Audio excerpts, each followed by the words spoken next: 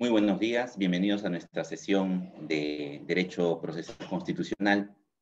Como habíamos señalado en la última sesión del día viernes, nos faltó tratar un caso, o un tema, perdón, que era el referido al tema del proceso competencial, ¿no? Habíamos analizado ya de los diferentes procesos constitucionales, los vinculados a la defensa de los derechos humanos de las personas y posteriormente a los derechos, perdón, a los procesos referidos a justamente la defensa de la Constitución. Gracias, mi asistente trayéndome mi café. Bueno, entonces vamos a ver, en este caso nos quedaba la última, y vamos a hacer una referencia, digamos, en máximo una media hora, para después conversar un poco sobre la última evaluación del curso, ¿no? Más que repasar, creo, porque están ahí, yo les voy a explicar cuáles son los criterios que se van a utilizar para efectos del desarrollo de la evaluación, y más que repasar el curso, creo que lo que tenemos que hacer es darles algunas recomendaciones de temas que he visto en la anterior evaluación o en las anteriores evaluaciones para efectos que puedan desarrollar una mejor evaluación. Muy bien, como no tenemos mucho tiempo, vamos a analizar nuestro tema referido al conflicto competencial a través de un caso concreto. Y creo que el caso más actual, el caso más reciente, no actual, sino reciente, sobre el conflicto competencial estuvo dado por la disolución del Congreso realizada por el presidente Martín Vizcarra, ¿no? Ahí existieron varios aspectos que fueron materia de contenido en la demanda presentada y que serían interesante poder abordar para que entendamos adecuadamente los conflictos competenciales. Como seguro desde un punto de vista general, ya ustedes también han revisado los materiales, deben tener presente que el conflicto competencial, primero, es un proceso constitucional que recién tiene una regulación, una previsión constitucional a raíz de la Constitución del año 1993, la que actualmente se encuentra vigente. Anteriormente, en la Constitución del 79, no existía una regulación de un proceso parecido. Cualquier aspecto referido a este tipo de cuestionamientos a la competencia de un organismo, un órgano constitucional, era resuelto o tenía que ser resuelto a través de un proceso de amparo, por ejemplo. Sin embargo, tenemos pues ahora un proceso constitucional específico y que tiene que ver, por favor revisen el video que les he enviado y también información sobre este caso en específico del conflicto de la demanda competencial presentada por el presidente del Congreso en contra de la disolución materializada por el presidente Martín Vizcarra, tiene que ver con estos niveles de competencia que existen dentro del ordenamiento, dentro de la estructura del Estado. Entonces vamos a ver, por ejemplo, cómo existen un gobierno nacional, un gobierno regional, un gobierno local. Puede existir dentro de esta estructura vertical del Estado problemas de competencias, ¿no? Es un problema de competencia de nivel vertical. ¿Por qué? Porque, por ejemplo, el gobierno nacional podrá entender, como ha sucedido en algunos casos, ¿no?, que los gobiernos regionales, por más que tengan delegadas ciertas competencias, no tienen pues algunas y sin embargo, entre comillas, es ejercida por estas y se puede generar una situación de conflicto competencial. Podemos entender también la posibilidad, o podemos visualizar la posibilidad de un conflicto competencial en casos de organismos o instituciones también del mismo nivel, ¿no? Imaginémonos un gobierno regional que tiene diferencias con otro gobierno regional, o un gobierno local respecto de otro gobierno local. También cabe la posibilidad que se pueda presentar ese tipo de situaciones. Sin embargo, este es un aspecto general, ¿no? ¿De qué tipos de de cuestionamientos competenciales pueden haber, ¿no? Se señala en la teoría que pueden haber dos tipos, ¿no? Conflictos competenciales positivos y negativos. Sin embargo, por ejemplo, en el caso de esta demanda competencial presentada por el presidente del Congreso respecto de la disolución formulada por el presidente de la República, también nos plantea algunas cuestiones particulares e importantes, ¿no? Por ejemplo, ¿quién recuerda cuál era, en todo caso, la pretensión o cuál es la posición del Congreso respecto de esa decisión presidencial de disolverlo? ¿Por dónde va el cuestionamiento? Así es, César, también los entes autónomos, ¿no? ¿Por dónde va el cuestionamiento del presidente del Congreso sobre ese tema de la disolución?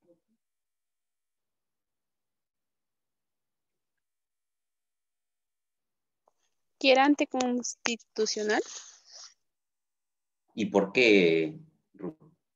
Efectivamente, ¿no?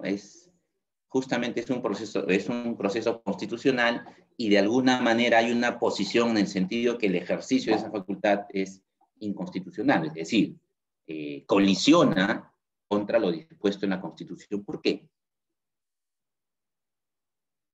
¿Por qué se dice eso? Porque recordemos, miren, primera pregunta, ¿no?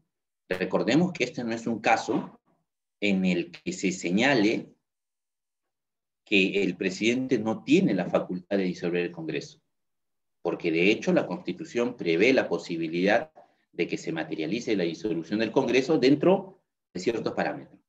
¿Por qué se cuestionaba la constitucionalidad a través del proceso competencial de esta decisión presidencial?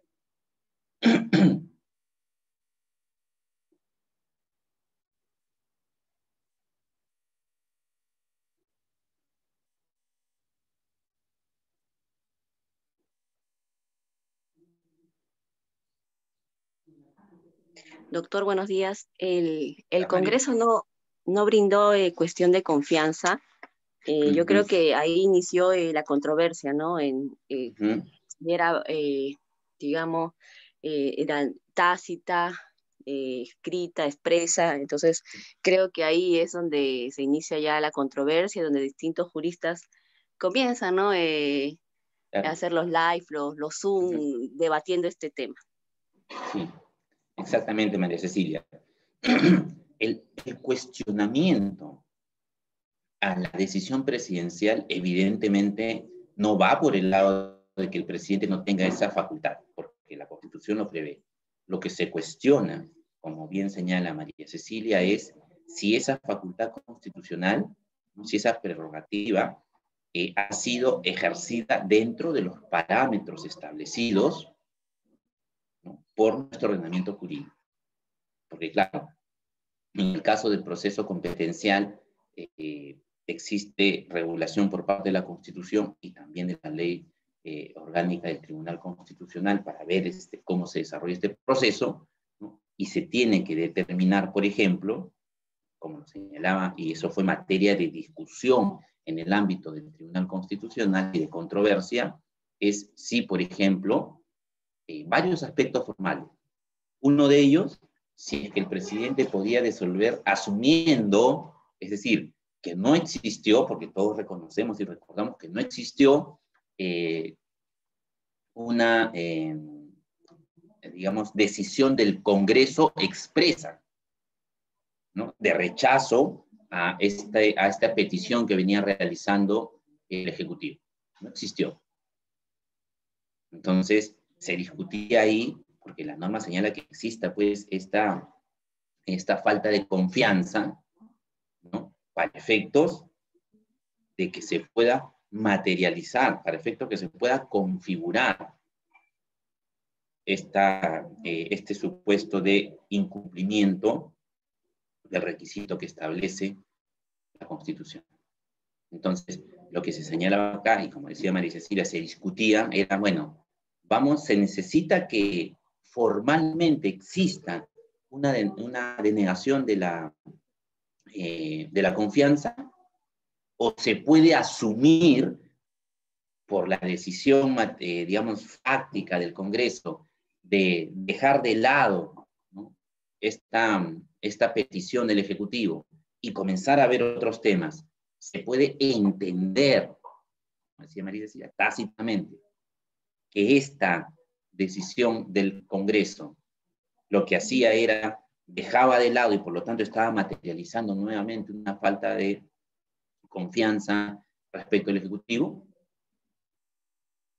Y vamos a ver nosotros que siempre, y esto es importante, que cuando se trata de los procesos constitucionales, si bien hay algunos aspectos de formalidad mínima que se deben considerar, pero los procesos constitucionales tratan de ver y de resolver aspectos que puedan estar materializados a través de situaciones fácticas, aunque no se cumplan la formalidad, pero siempre que se entiendan que afectan derechos fundamentales, en este caso, siempre que se entienda que afectan o ponen en cuestionamiento o ponen en riesgo, por ejemplo, la vigencia de la Constitución. Y uno de los elementos fundamentales de la vigencia de la Constitución es, pues, esta distribución de poderes que tiene una razón de ser. La distribución de poderes no es solo un ejercicio teórico. La distribución de poderes tiene como fundamento la necesidad, ¿no?, de dotar de cierta estabilidad, de cierta institucionalidad al desarrollo de la actividad del Estado en una sociedad moderna. No se puede llevar adelante la actividad de un gobierno, de todos los órganos de la estructura del Estado, si es que no existe, pues, esa concordancia, si es que no existe esa posibilidad de que exista siempre una decisión en caso que se presente una controversia entre los organismos constitucionales o entre algunas entidades del Estado y otras entidades. Entonces, en este caso, por ejemplo, y voy a revisar con ustedes, voy a poner en pantalla que se los he enviado al correo, perdón, al Canvas, una revisión rápida de este aspecto referido al caso del Tribunal Constitucional.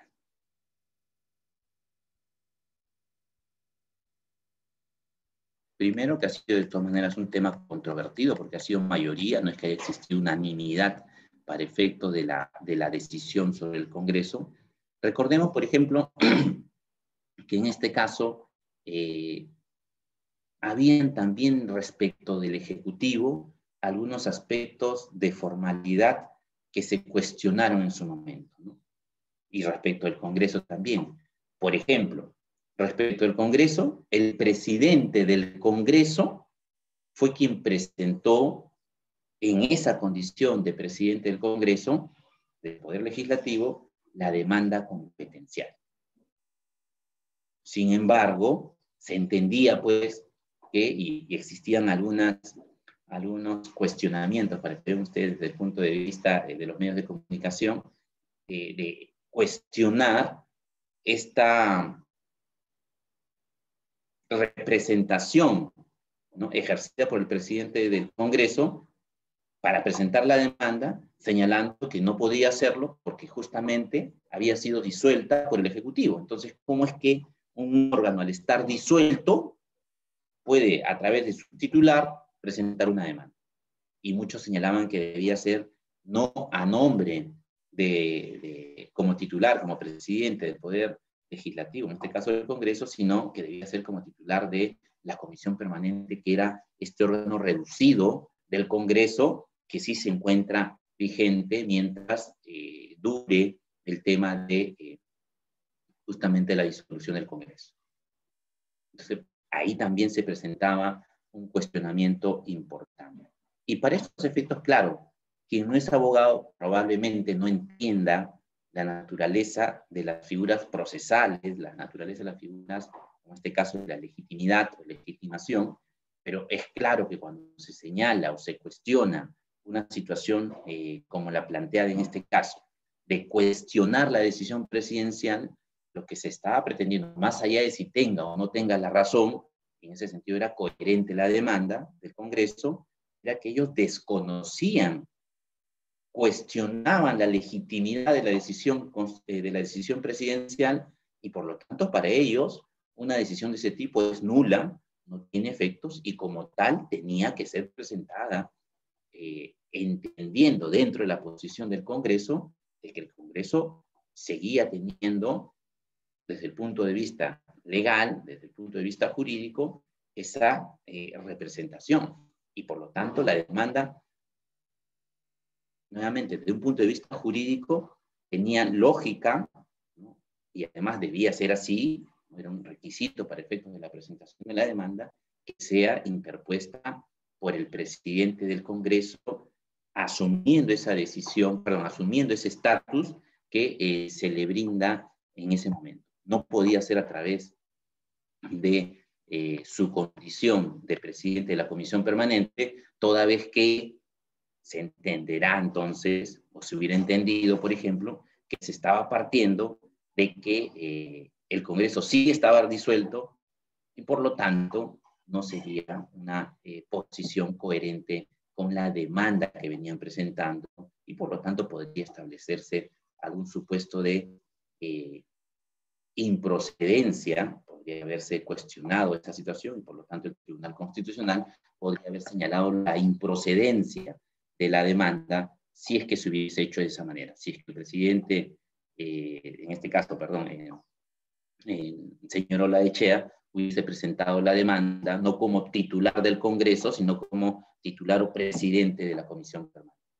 Entonces, este tema, por ejemplo, que es un aspecto de formalidad, tiene que ver con las consecuencias que se entienden y que uno como asesor legal de una de las partes tiene que entender, tiene que considerar desde el inicio para poder establecer una estrategia adecuada, procesal adecuada. Si no podría tener, como les señalo, por ejemplo, cuestionamientos respecto de la presentación de la demanda y poder haber sido declarada improcedente. Entonces, el Tribunal Constitucional sí ha resuelto este caso, y vamos a ver este tema, sí ha resuelto este caso tomando parte respecto de justamente esta demanda en concreto, ¿no? De entender, ¿no? Que esta actitud, ¿no? Esta manifestación de voluntad realizada por el Congreso de dejar de lado, ¿no? estas propuestas realizadas por el Ejecutivo y tratar otros temas, sí entendían, ¿no? Sí se debía entender, por lo tanto, se zanja desde el Tribunal Constitucional una posición respecto de que no se requiere de una formalidad, es decir, que el Congreso hubiese desestimado formalmente una petición o un requerimiento del Ejecutivo. Se entiende aquí que una actividad o la actividad desarrollada por el Congreso tácitamente, al tratar otros temas y no los que justamente el Ejecutivo había solicitado en ese momento, se debía entender como un supuesto de denegatoria de confianza. Hay un video prendido, voy a... Vamos a ver.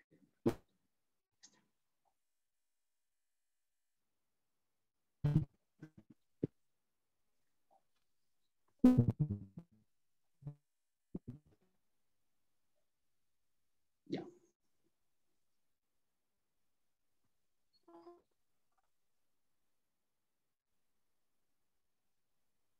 Entonces, la demanda presentada por el Congreso fue declarada infundada, considerando que, por ejemplo, y vemos aquí este párrafo de este artículo, que señala que la disolución del Congreso dice respecto de la formalidad, por ejemplo, ¿no?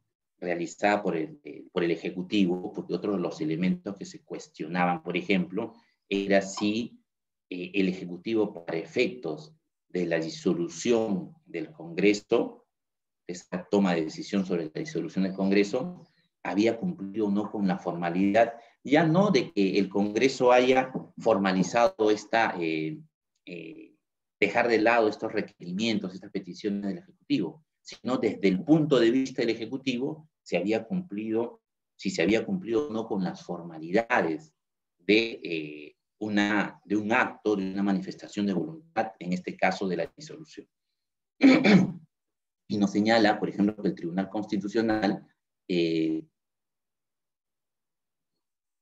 aclara que la decisión de disolver el Congreso no es una decisión normativa.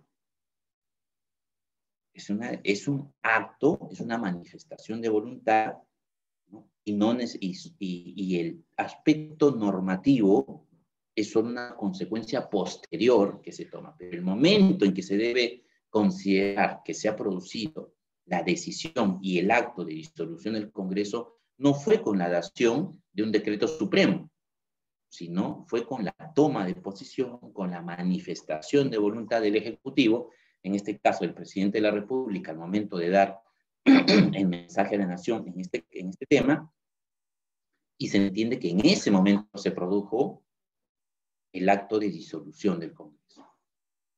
La norma dice, si bien es un requisito de validez, este requisito de validez es un requisito de validez posterior.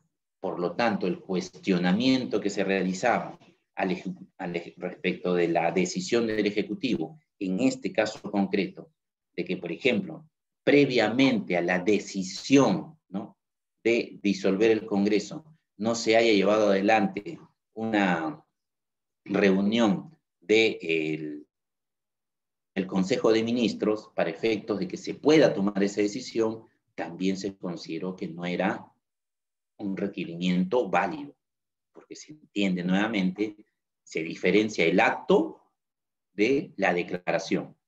El acto, la manifestación de voluntad se dio cuando el presidente de la República tomó la decisión. Y posteriormente, esta fue validada formalmente con la expedición del Decreto Supremo 165/2019.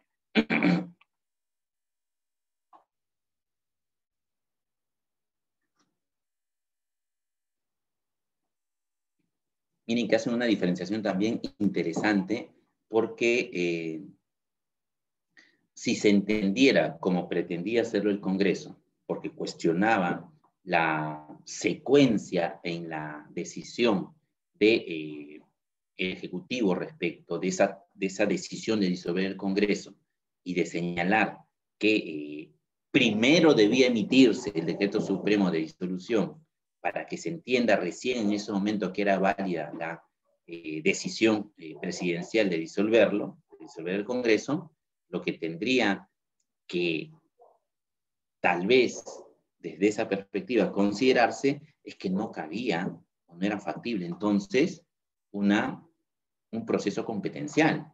Sino, por ejemplo, si yo voy a cuestionar la norma, si voy a cuestionar esa norma de un rango infralegal, en este caso el Decreto Supremo, tendría que haberse acudido a un proceso de acción popular, ¿no?, que ya lo hemos analizado en la sesión anterior, un proceso de acción popular donde lo que se cuestiona es justamente una norma que podría estar en sus efectos, en su regulación, estar colisionando con la Constitución. En este caso, lo que nuevamente, para efectos de entender, y es un aspecto fundamental que nos deja como criterio hacia adelante, es que se ha entendido y se ha establecido de forma expresa que la decisión de disolver el Congreso es un acto. No se requiere, para efectos de la toma de decisión, una aprobación formal de un decreto supremo. El decreto supremo es un requisito posterior, se señala, en este caso, para efectos de la disolución. Y así, por ejemplo, en este párrafo van a ver que se señala que al tratarse de un acto presidencial de la República, se encuentra regido por el artículo 120 de la Constitución, pues como todo acto será nulo si carece de referéndum ministerial. En el presente caso, dice entonces, este tribunal advierte que el acto de disolución se llevó a cabo cuando el presidente dio su mensaje a la nación, no cuando fue publicado el decreto de disolución en el Diario Oficial del Peruano. No obstante, cabe notar que en ese momento no existía Consejo de Ministros, pues conforme ya señaló el Tribunal Constitucional, el Poder Ejecutivo había interpretado válidamente que le había denegado la confianza tácitamente. Entonces, aquí, como les señalo nuevamente, se está mencionando este tema de la diferencia entre el acto, que es la toma de decisión, y la formalidad. Al respecto, dice, este tribunal debe hacer dos precisiones importantes. En primer lugar, el referendo ministerial a que hace referencia el artículo 120 de la Constitución debe realizarse por escrito, de forma que exista constancia indubitable del mismo. De la misma forma y por motivo de publicidad y certeza es que se exige su emisión y publicación como decreto. De esta manera, si bien el acto presidencial de disolución se realizó en el momento del mensaje, el requisito del referendo por escrito debía ser necesariamente posterior, es decir, debía realizarse recién con la emisión del decreto de resolución. En ese sentido, el referendo perfecciona el acto de forma posterior al haberse realizado el mismo día, ¿no? Entonces, el acto es el que manifiesta la decisión, es el que genera los efectos, es el que genera la decisión, manifiesta la voluntad, y para efectos de justamente la publicidad y para efectos de poder acreditarse, se tiene que emitir el decreto supremo respectivo. Doctor. Sí. Sí. Creo también que al momento que los congresistas, no me imagino yo, llegaron a una sola decisión, ¿no? El que si nos retiramos, porque de todas maneras todo es interpretación, ¿no? Y cómo uno lo manifiesta. Entonces creo yo que ellos en realidad ya estaban en un jaque mate, ¿no? Porque decían, bueno, si nosotros no hacemos la votación con la formalidad que nosotros, ellos, ¿no? Me indican que tiene que ser escrita, no volvemos, digamos, a cero todo el proceso, ¿no? Pero no se valieron de quizás lo otro, ¿no? Que, bueno, señores, si ustedes votan o no votan, igual, lo vamos a tomar de una manera. Está la forma tácita, si no están, bueno, no votan, entonces significa que ustedes no dieron el voto de confianza. Entonces, por ello procede, ¿no?, el cierre del Congreso. Entonces, de verdad que ha sido muy enriquecedor todo lo que ha sucedido en este año, porque, bueno, el año pasado también, porque de todas maneras nos ha llevado a investigar a fondo, ¿no? Y es allí también donde nos damos cuenta que hay muchos vacíos, ¿no? Y que quizás también desconocemos de este tema. Yo también, si no salía esto como una noticia, no me ponía a investigar la cuestión de confianza y todas estas cosas, ¿no? Pero se dan cuenta, por ejemplo, María Cecilia, a raíz de lo que tú mencionas, que el abordaje de este tema requiere, para entender, hay dos aspectos, ¿no? El aspecto, digamos, político, el aspecto social, ¿no? Que puede generar como consecuencias negativas, por ejemplo, este enfrentamiento de los poderes, las consecuencias que se señalan siempre, ¿no? Cuando existe una situación de este tipo, ¿qué es lo primero que se van a decir? Bueno, que esta discusión, este enfrentamiento entre los poderes afecta a la economía, ¿no? Por la incertidumbre, y el dólar se dispara o sube, y bueno, ciertas cosas. Pero sin embargo, sin perjuicio de no desconocer ese aspecto, este tema, ¿no?, en concreto, cuando hablamos ya no de la problemática política o social, sino del tema de la demanda, tiene varios aspectos técnicos, jurídicos, que si uno se da cuenta, si revisa la información de los medios de comunicación, tiene poco que ver con lo que sale en los medios de comunicación. Entonces, me refiero al hecho de que solo en el caso de los abogados que puedan entender, revisar y conocer del proceso, podrían entender cuál es la lógica del desarrollo, primero, de un proceso competencial, y en segundo lugar, estos aspectos de quién podría presentar la demanda, el tema de si se ha materializado o no el hecho, pues, que por ejemplo, en el caso del presidente, de la disolución, en este caso concreto, si se ha materializado o no la causal para la disolución del Congreso. Y claro, como suele suceder, María Cecilia, en el hecho no es que en este caso concreto se requiera interpretación. en todo el derecho siempre hay niveles de interpretación, solo que hay algunos casos en los que, digamos, son temas que no son tratados tan recurrentemente y por lo tanto no han habido muchos pronunciamientos, ¿no? Y en situaciones concretas, entonces, el Tribunal Constitucional comienza a marcar parámetros. Y esto creo que es importante porque, claro, procesos competenciales de este nivel, ¿no? De entre poderes del Estado de este nivel, porque son los primeros poderes del Estado, los que se encuentran en la pirámide más alta, digamos, han habido pocos, ¿no? Creo que este es el más importante, ¿no? Entonces, ayuda a que el Tribunal Constitucional comience a delinear ciertos criterios para los casos en los que se presenten cuestiones de este tipo. De hecho, en un posterior caso que se presente, ya las partes van a tener que analizar cuáles han sido los criterios tomados en cuenta por el Tribunal Constitucional, por ejemplo, en este caso de la disolución del Congreso, ¿no? Que la manifestación de voluntad del presidente o el acto de disolución es diferente a la formalidad. Por ejemplo, se entiende que puede haber una denegatoria fáctica. Entonces, y ya uno teniendo esos criterios en un evento posterior puede tomar de repente mejores decisiones a los efectos de poder, digamos, valorando estas condiciones, tener mejores resultados, ¿no? Tener una mejor estrategia para efectos de abordar un caso concreto que se presente. Sí, claro, no ha sido, y por eso les decía, ha sido por mayoría, ¿no? No ha sido un tema fácil, porque es un tema de interpretación, ¿no? Y a veces cuando entendemos temas de interpretación, sobre todo a nivel del Tribunal Constitucional, María Cecilia, es que son espacios de toma de decisiones, muchas veces, incluso pueden, imagínense, esta composición del Congreso, perdón, del Tribunal Constitucional, puede haber tomado esta decisión y de repente, como se aproxima, por ejemplo, la renovación del Tribunal Constitucional, de repente una composición diferente podría tener también una decisión o una posición de repente diferente en el futuro sobre este tema. Lo que sí nosotros como abogados, antes de darle el pase a Vicente, nosotros como abogados, lo que debemos tener presente algo, debemos tener siempre presente es algo. Yo puedo estar en desacuerdo con algo. Puede que no esté de acuerdo, por ejemplo, con la sentencia del Tribunal Constitucional en este caso. Pero tengo que conocer cuál es esa posición, incluso para poder cuestionarla, ¿no? Por ejemplo, este hecho de que no haya sido por unanimidad, sino en mayoría, que incluso en algún momento haya estado en empate, me da una idea que si bien es un criterio del Tribunal Constitucional, es un criterio, digamos, que ha sido materia de un debate duro, pero que además no es algo tan sólido, ¿no?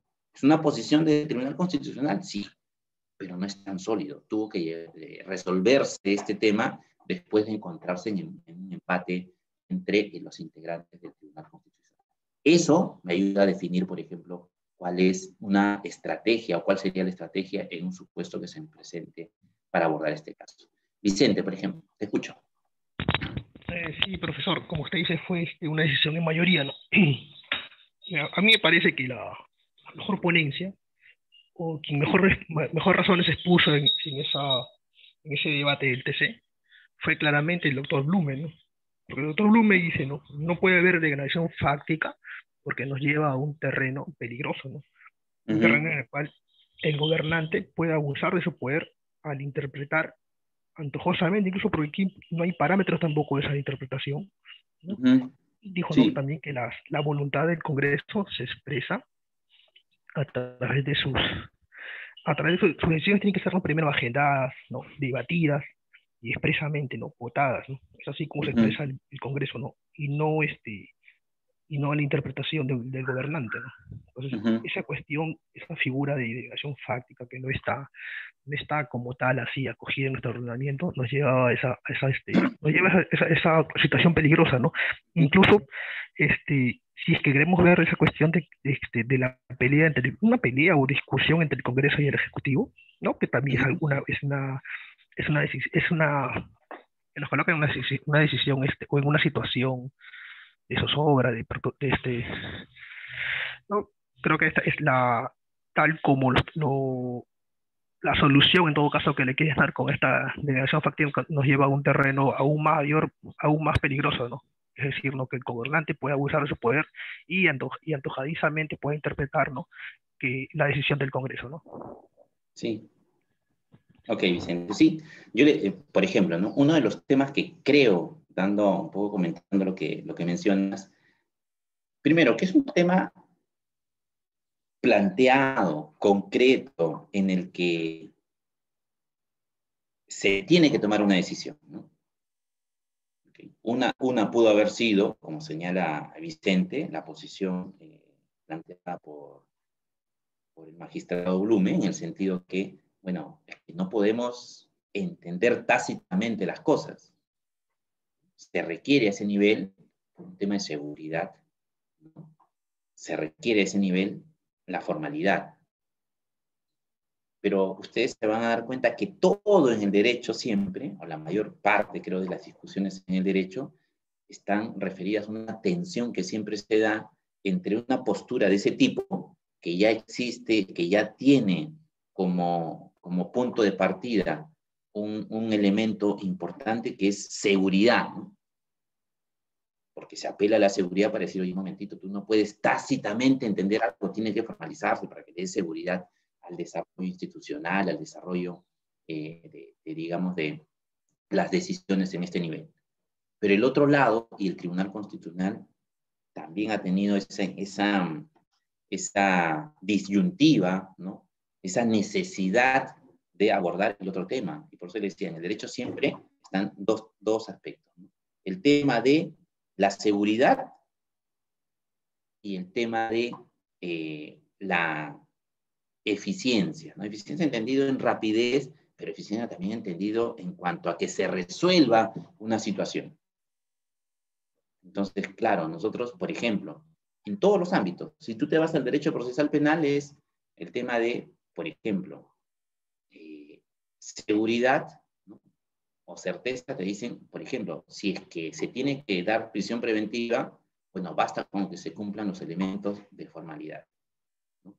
Pero el Tribunal Constitucional, la Corte Suprema del Poder Judicial, no, cuando me refiero a seguridad, es que todo lo que está en el 268, por ejemplo, del Código Procesal Penal, pero el Tribunal Constitucional, la Corte Suprema, han ido señalando criterios, por ejemplo, de desarrollo de esos presupuestos materiales con la finalidad de hacer que esa decisión jurisdiccional, en el caso de prisión preventiva, esté alineada a los parámetros constitucionales, sobre todo en este caso de vigencia del derecho a la libertad. En el caso del Congreso, el tema era el siguiente, ¿no? Como tú señalas, Vicente, es por la formalidad, por lo tanto se entendía que no existía pues, la disolución, porque ese hubiera sido el efecto, no existe disolución del Congreso, y claro, el tema hubiera sido, desde el punto de vista práctico, y que creo que es lo que está detrás de las posiciones de los otros magistrados, que han tratado de darle una justificación a la decisión. El otro lado, como te señalo, era, si nosotros solo vemos el tema de la formalidad muchas veces puede ir en contra de la Constitución. Y por otro lado, la formalidad generando esa consecuencia de que se mantenga esa tensión entre el Ejecutivo y el Legislativo, haría que esta situación nuevamente de enfrentamiento siga dándose pues a un nivel que, digamos, se siga incrementando y siga generando distorsión en nuestra sociedad, ¿no? En nuestro ordenamiento. Entonces, creo que ese es el otro elemento que ellos han visto, el tema de eficiencia. Que estemos de acuerdo o no, creo que siempre va a ser un tema de controversia, ¿no? Creo yo que el derecho en nuestro sistema, porque somos un sistema romano-germánico, apela mucho al tema de la formalidad. Y creo que ahí deberíamos dejar con cierta, digamos, con un criterio de excepcionalidad, pero deberíamos tender más al tema de resolver problemas a que verificar si es que se cumplen o no formalidades. Yo les cuento una experiencia, ¿no? El año pasado estuve en una pasantía en Italia, no sé si les comenté esto, pero me llamó mucho la atención sobre cómo manejan ellos una pasantía, un tema procesal penal. Me llamó mucho la atención de cómo manejaban en su sistema este abordaje del derecho procesal penal. Porque mientras nosotros, por ejemplo, estamos abordando y todo el sistema procesal penal latinoamericano se enfoca desde el punto de vista de la teoría de la imputación objetiva, que es lo que está vigente en la actualidad, ellos, cuando yo les preguntaba sobre cómo resolvían ellos a nivel constitucional diferentes controversias sobre temas procesal penal, y les preguntaba a cuál de las teorías estaban ellos adscritos, porque mencionaba que en Latinoamérica estaba muy en boga el tema de la teoría de la imputación objetiva como base, como sustento del tema del proceso penal y de imponer sanciones penales. Ellos me decían lo siguiente, que para ellos tener como parámetro la decisión en caso de situaciones controversiales, de supuestos límites, teniendo en consideración una teoría, les parecía poco adecuado. Porque la teoría tiene que responder a los problemas de la sociedad, ¿no? Y no los problemas de la sociedad tienen que encorsetarse para darle solución a los problemas sociales. Entonces, eso uno debe tener en consideración con el tema de la posibilidad de tener una solución, ¿no?, al caso concreto. Solución al caso concreto con una teoría o solución al caso concreto con buscarle una razonabilidad al tema que se viene planteando, ¿no?, como problema. Tenemos que tomar una decisión en ese caso. Y en ese caso, por ejemplo, me parecía interesante esta posición, por ejemplo, en el ordenamiento italiano, de tener más en consideración este aspecto de considerar la solución al problema que buscarle una respuesta solo desde el punto de vista teórico, o primero desde el punto de vista teórico, porque eso generaba que finalmente no termine de dar una solución adecuada, real, ¿no?, al problema. Entonces, creo que estos son los problemas que se le plantea también al Tribunal Constitucional, y creo que sobre todo en esa instancia, porque a nivel del Poder Judicial, de los órganos regulares, de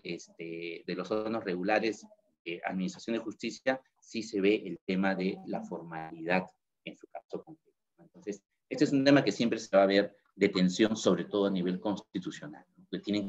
Creo que uno de los criterios que siempre van a tener en cuenta es cómo generan la menor posibilidad cómo genera una situación de solución a un problema concreto que se les presenta. No solo va a ser, creo que eso se logra teniendo pues un abordaje de los temas, una interpretación de los temas que permita darle fluidez al desarrollo de, en este caso, las relaciones entre el Poder Ejecutivo y el Legislativo. Yo me imagino que deben estar, en el caso, se les habrá planteado a los miembros del Tribunal Constitucional una situación entre, por ejemplo, es como tener una situación en la que desde el punto de vista legal, tal vez las cosas no debieron plantearse de una manera, pero mantener esa situación iba a generar situaciones mucho más negativas. Creo que ese es un tema que ellos también lo ven, o el Tribunal Constitucional ve esa perspectiva, tiene esa perspectiva cuando aborda los casos concretos. Muy bien, entonces una última, para terminar este tema, estábamos haciendo la revisión para solo cerrar este aspecto. Profesor. Vamos a ver, sí. Sí, profesor, pero también había una cosa también que sucedió antes que eso, ¿no? Era que el Ejecutivo sometía a confianza sus proyectos de ley, ¿no? Sí. Y la aprobación, ¿no? La aprobación de la ley, esa sí es una facultad exclusiva del Poder Legislativo, ¿no? Entonces ellos hacían uso esta de confianza, ¿no? Y sometían a confianza la aprobación de su ley. Y cuando ya lo tomaban el Congreso, lo debatía, ¿no? Y lo aprobaba con las resoluciones que en sus funciones les corresponde, ellos igual, ¿no? Decían que no, que estaban,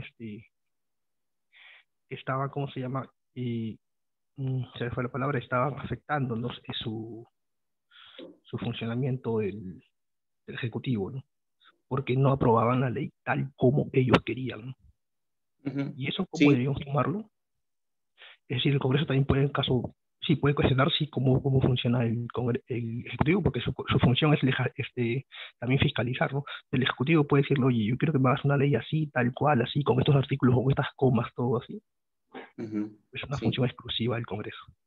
De acuerdo. Lo que sucede es que yo creo, nuevamente, sobre este tema es que, como cuando se señala o se evalúan los derechos constitucionales, no es que per se se pueda decir que hay una vulneración, ¿no?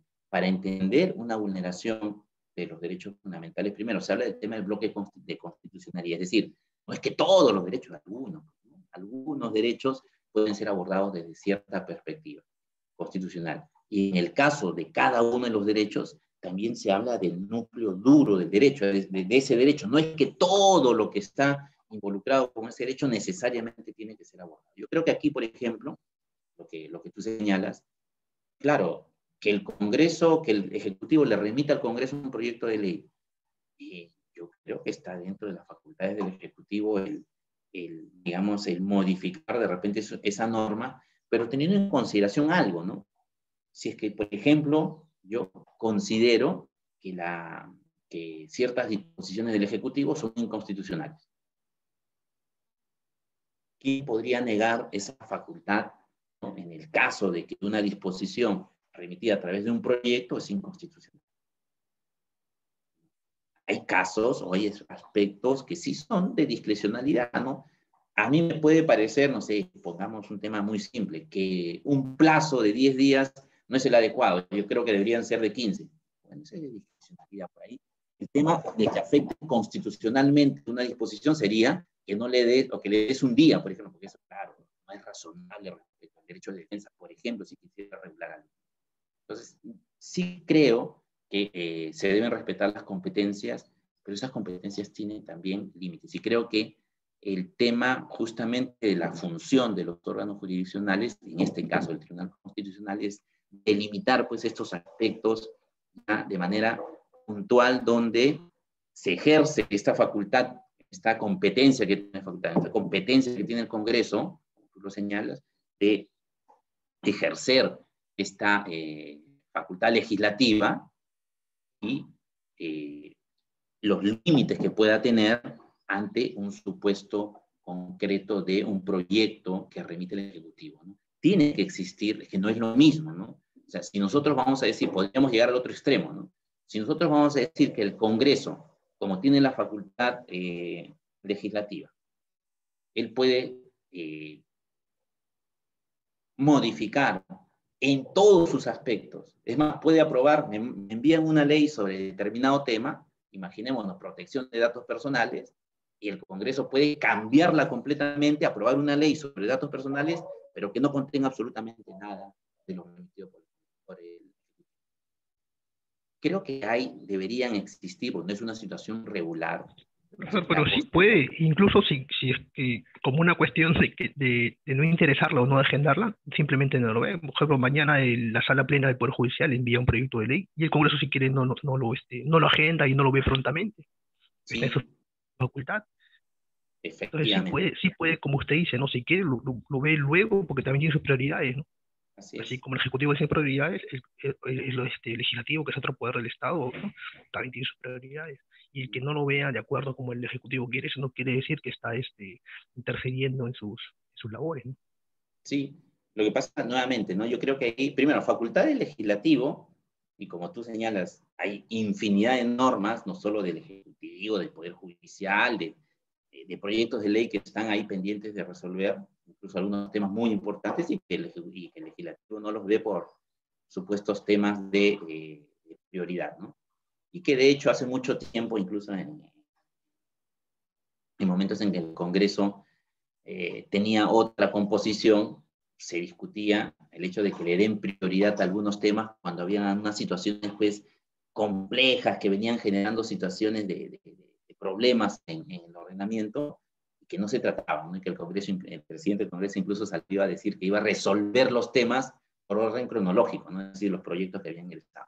Y eso, nuevamente, ¿no? Si bien es una facultad, tiene poca razonabilidad, ¿no? Ahí va por un tema de legitimidad, bueno, lo harán bien o no, ese es un tema, pero en este caso sí creo que no es lo mismo que el legislativo tenga esta facultad, esta potestad de aprobar normas, que lo pueda hacer en los términos que considere pertinentes, ¿no? Respetando la constitucionalidad de las disposiciones, pero no es lo mismo que te remita el Ejecutivo, ¿no? Un proyecto de ley donde, en determinados casos, ¿no? En los que sí creo que debería existir una cierta, digamos, obligación también del Congreso, ¿no? De validar ciertos aspectos. Evidentemente no vamos a decir que un proyecto de ley del Congreso debe ser aprobado tal cual, porque puede tener problemas, porque puede ser mejorada, pero creo que no podría cambiar toda la norma, ¿no? Solo porque tiene la facultad legislativa. Yo creo que ahí deberían existir algunos límites, y creo que eso se va a ir dando, se va a ir manejando si es que existen demandas y procesos de ese tipo, justamente con decisiones del Tribunal Constitucional. Tienen que haber, más allá de la regla general, lo que promueve, lo que establecen las decisiones jurisdiccionales, son pues interpretaciones ya para casos concretos. Creo que eso es lo válido, lo interesante de analizar las sentencias, porque te van ayudando a ver cómo se da en el caso concreto, cómo se debe entender. Puede que no estemos de acuerdo, puede que el Tribunal Constitucional incluso puede haberse equivocado, pero ya tienes un parámetro del que partir y sobre el que trabajar. Y eso pasa en todos los aspectos, en el tema procesal penal, en el tema procesal civil. Uno, cuando analiza los pronunciamientos de la Corte Suprema, ¿no? En los casos de la acción de amparo del Tribunal Constitucional, se va a dar cuenta que comienzan a delinear los temas de interpretación, pero establecidos o referidos a casos concretos, a situaciones muy específicas, ¿no? O ámbitos muy específicos de ciertos temas, que no están, nunca van a poder estar regulados en una norma. Creo que eso es lo interesante. Podemos estar o no de acuerdo o en desacuerdo con ese tema. Yo sí creo que la formalidad nos puede llevar, mi opinión, nos puede llevar a situaciones de mayor conflicto. Sí creo que deberían existir algunos ámbitos donde se busque más la eficiencia, como excepción al tema de la formalidad. Pero cuándo se debe utilizar ya dependerá del caso concreto que se tenga que analizar. Uh-huh.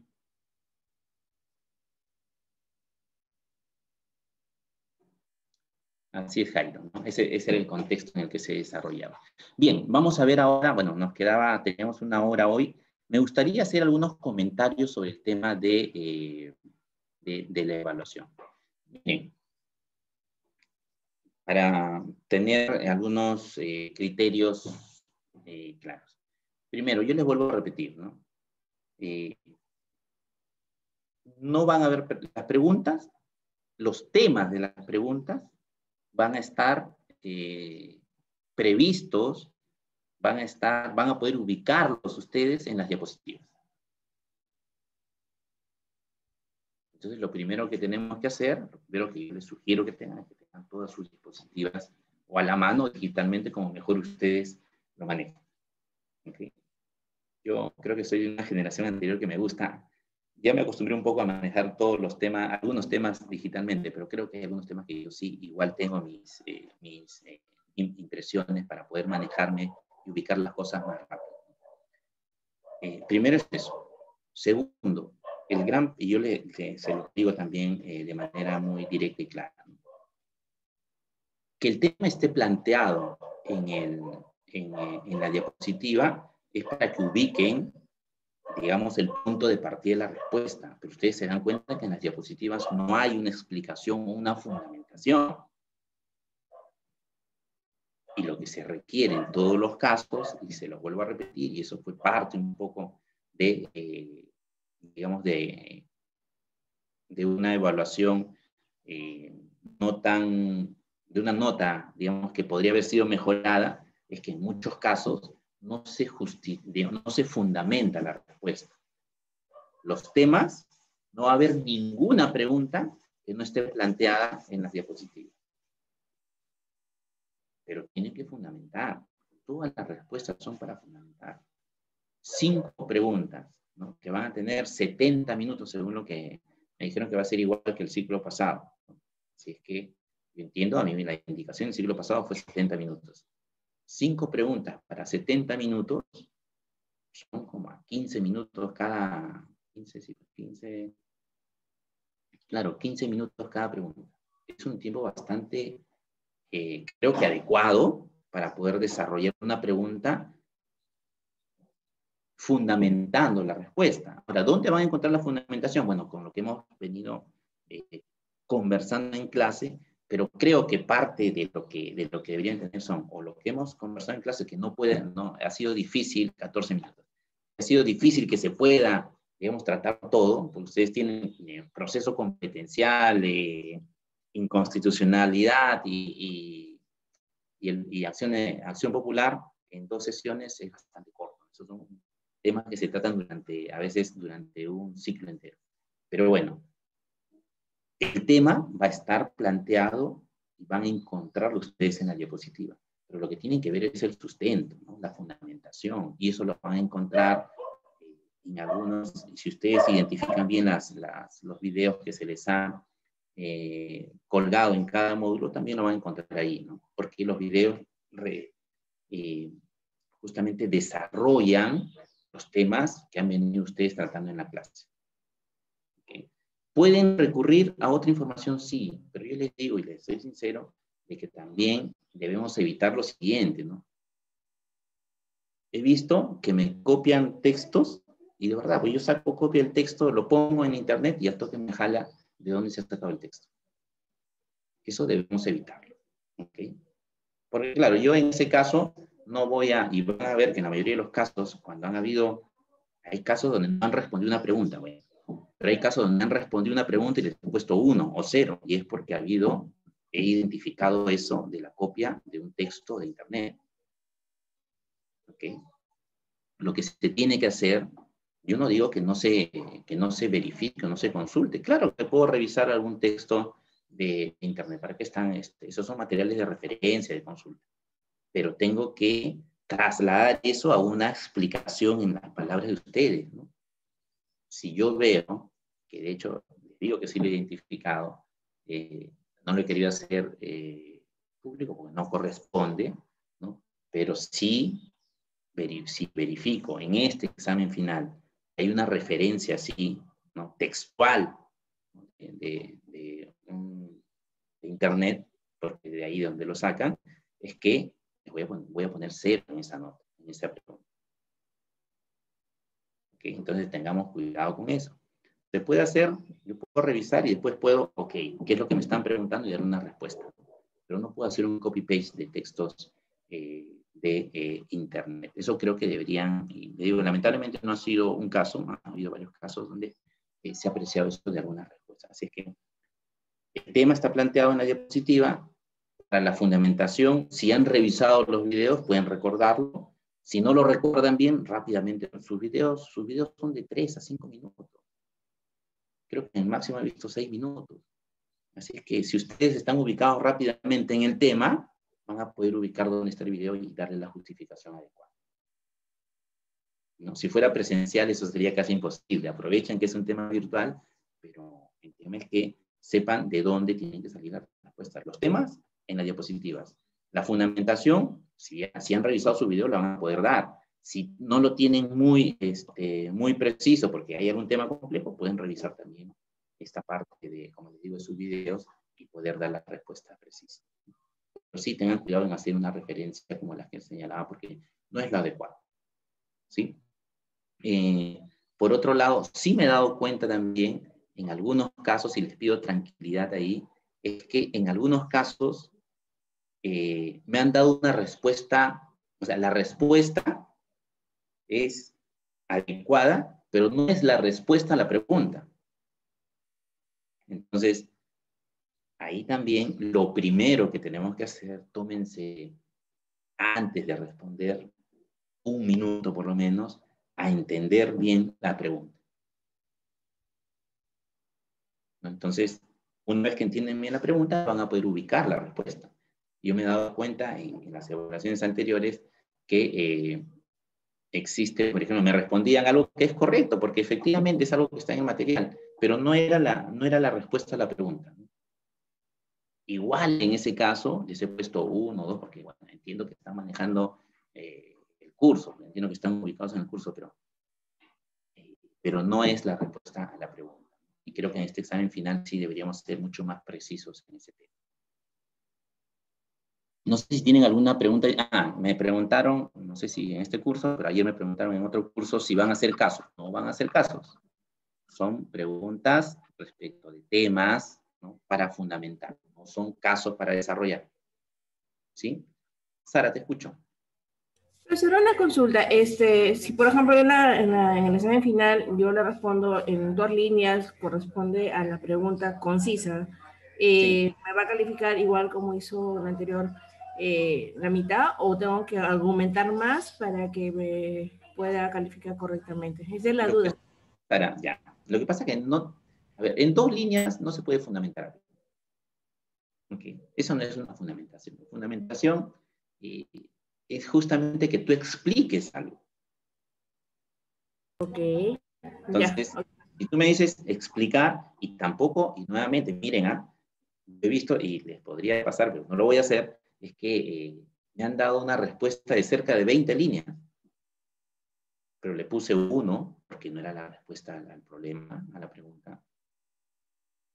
Entonces, no es el tema de cantidad, ¿no? Pero claro, pero hay mínimos, ¿no? O sea, tú en 2 líneas no puedes explicar algo. Es más, lo que pasa es cuando una persona quiere hacer una explicación y lo haces en 2 líneas, estás asumiendo muchas cosas. Y nosotros como abogados no tenemos que asumir, tenemos que explicar, ¿no? Sobre todo estamos en un tema de evaluación, ¿no?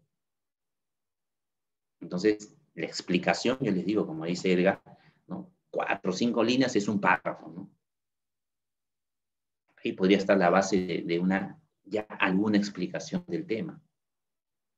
Lo ideal, creo que ponerse 2 párrafos de 4 o 5 líneas, listo. Yo creo que ahí es suficiente para que esté una explicación de un tema. Porque va a ser una pregunta concreta, tampoco es, explíqueme el proceso competencial, no les voy a preguntar eso, porque eso implicaría, ahí sí, por cada respuesta, mínimo media hora, ¿no? ¿No? Porque van a ser temas puntuales. Pero creo que en ningún caso una respuesta fundamentada puede considerarse 2 líneas. Tienen que haber mínimos, ¿no? Yo digo, normalmente un párrafo de 4 o 5 líneas sí podría tener ya alguna descripción, alguna fundamentación de una respuesta. Y creo que es suficiente, si quieren avanzar más, en 2 párrafos, para dar una respuesta concreta a una pregunta. Lo demás, como le vuelvo a repetir, no es un tema de cantidad tampoco. Y de verdad, me han pasado casos donde me escribieron un montón, pero le puse 1 porque no era la respuesta. Entonces, si vemos un tema concreto, no creo que Sara en 2 líneas. Eso te aseguro que en 2 líneas no se puede hacer una fundamentación de una respuesta. Podrás mencionar algunos temas, pero fundamentar no es mencionar.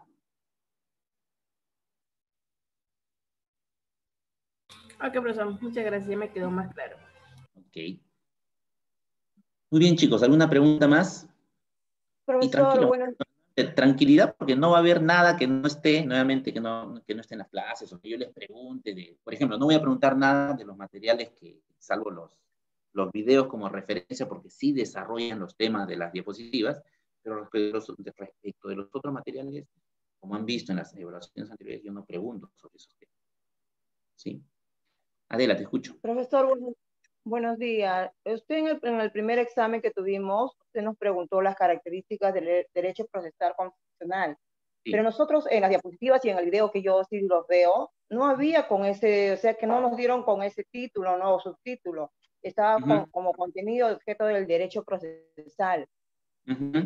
¿Ya? Y entonces yo digo, si vuelve a hacer la misma pregunta, no con lo que nos están haciendo, o sea que sí se encuentran en las características, pero no con su título específico como usted nos pidió. Sí. Ya. Mira, Profesor, Adela, yo sobre ese tema, si justamente con la precisión que me estás haciendo, voy a ser mucho más cuidadoso en mencionar textualmente cómo está regulado o cómo está previsto en las diapositivas, ¿sí? Para que no tengamos ese problema. Ya, profesor, gracias. Sí, Gladys, en el mismo sentido, ¿no? Sí.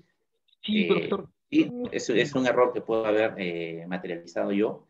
Voy a tener mucho más cuidado y precisión en este tema de la mención del tema respecto del cual se está formulando la pregunta, ¿no? Para que puedan identificar rápidamente en los materiales.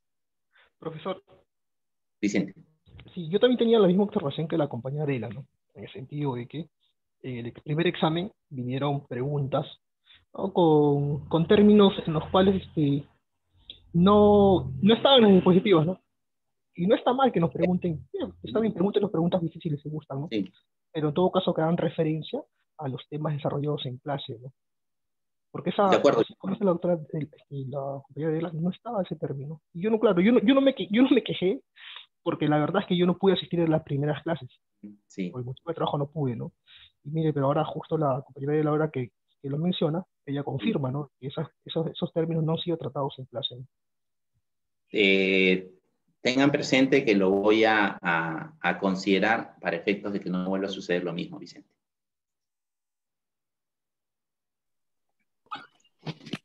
Profesor, buenos días. Una consulta, ¿entre todo el curso o solamente del examen para adelante? No, es todo el curso, Rubio. Ok, gracias. ¿Sí? Muy bien, chicos. Entonces yo voy a tener más precisión sobre la referencia al tema de la pregunta. Así que creo que es lo que me están mencionando en este caso. Sí, Edgar. Doctor, no, sobre la nota de participación y también no quería acotar, ¿no? En cuanto a lo que mencionan los compañeros que nos está agradecerle, ¿no? De parte de todos, creo, porque nos está dando demasiadas facilidades, ¿no? En cuanto a las preguntas y no creo, pero está bien. Se revisan las diapositivas, ¿no? Pero quería saber sobre las notas de participación en clase, ¿cuándo las estaría subiendo, por favor? A ver, la nota de participación en clases en realidad es hasta hoy, que es la última sesión, ¿no? Así es que deberían estar máximo el martes, ¿no? Cargadas, nos han dado 48 horas, ¿no? 48 horas hábiles. Así que lunes y martes deberíamos tener, máximo el miércoles debería estar cargada esa nota en el sistema.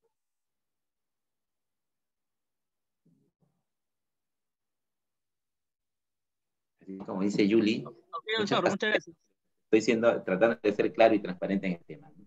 Sí, profesor, bueno, se dio, quería acotar, en lo que se dio sí pues fue medio confuso, pero sí, solamente fue en esa pregunta específicamente, sí. ¿No? Que preguntó. No, está bien, no hay problema. Solamente fue en eso. Lo otro que quería mencionar es, ¿el examen va a empezar a partir de las 7 de la noche o es que vamos a tener o va a ser de 7 a 10? ¿Cómo va a ser sí, la vida? La sesión anterior, en el ciclo anterior, a mí me pidieron que estemos conectados desde la hora de inicio de la sesión, que demos 10 minutos y ahí empezaba el examen. Ok, profesor, gracias. 10 minutos como para que se conecten la mayoría y ahí se empieza el examen. Mejor 15, profe, porque a veces es dificultoso a veces entrar a la plataforma, todo. Sí, yo hoy día he tenido problemas porque de verdad finalmente he tenido que acceder por mi celular, porque no, digamos, de la conexión a mi celular, porque no he podido. Tienes razón, ok, 15 minutos, no hay problema. De hecho, gracias. Sí.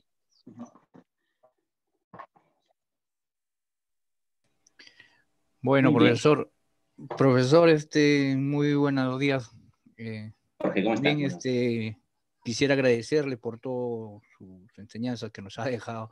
Efectivamente, como dijo un compañero, nos ha dado de repente un poco de facilidades porque a la hora de corregir también nos hizo las repreguntas y de alguna manera nosotros pudimos aclararle a qué nos referíamos a la respuesta que habíamos puesto, ¿no? Sí. Entonces, en ese sentido, agradecerle también, y también por el tiempo que está extendiendo 15 minutos, porque la mayoría trabajamos y muchas veces tenemos problemas con el horario. Entonces, al salir, inmediatamente tenemos que recurrir a los hogares y prepararnos para el examen. 15 minutos yo creo que está bien. Muchas gracias, profesor. Muy bien, muchísimas gracias a todos. Nos vemos en nuestra sesión del día viernes. Tranquilos, una revisión rápida a sus materiales, sobre todo las diapositivas, para que se ubiquen rápido en los temas. Les aseguro que todo va a salir muy bien, ¿sí? Nos estamos viendo el día viernes. Gracias, profesor. Buen día. Hasta luego. Cuídense. Gracias. Muy buenos días. Gracias, profesor. Gracias, profesor. Hasta luego. Hasta el viernes, profesor. Hasta el viernes. Gracias, doctor. Hasta el viernes. Buen domingo para todos.